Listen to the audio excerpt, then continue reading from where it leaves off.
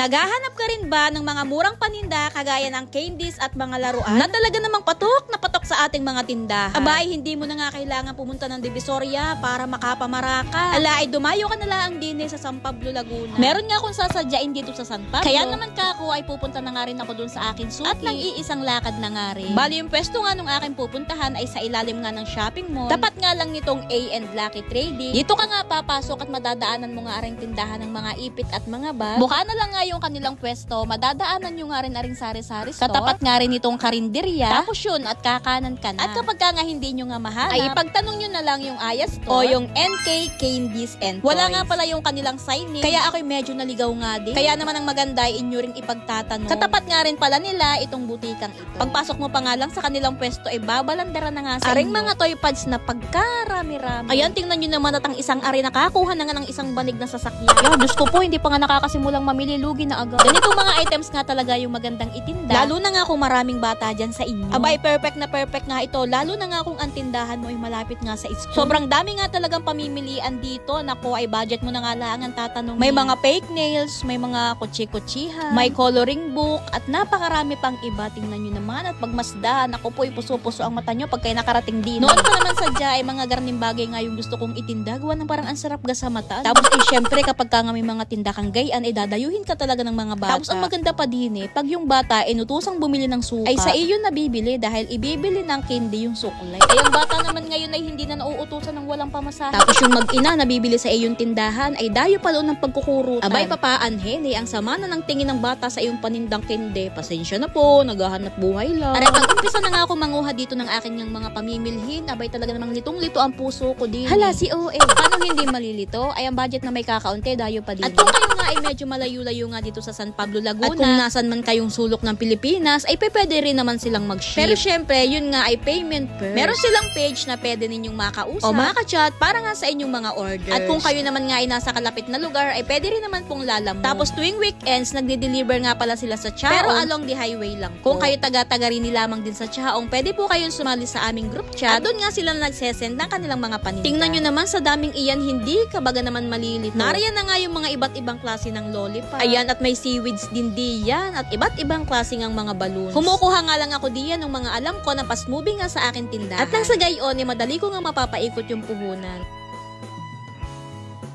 Meron nga din sila nitong trending ngayon na wax candy. Tapos ayan, tingnan nyo naman yung candy ito at may pa-tumbler pa. Meron din sila diyang mga sampalok, pastillas, masapan, mga graham balls. At isa nga sa pinunta ko dito na hindi ko nga pwedeng makalimutan na ito ngang mga gamis. Madami nga sila ditong iba't ibang klase ng gamis. At kung hindi mo pa nga kayang bumili ng maramihan, ay meron nga silang nakaripak na ganito. 37 pesos nga yan at 30 pieces daw ang laman. O diba kahit ipampiso mo ay meron ka pa nga rin talagang tutubuin. Hindi nga lang talaga ako ang nalito, kundi ari ding mga bata kung kasama ay litong rin.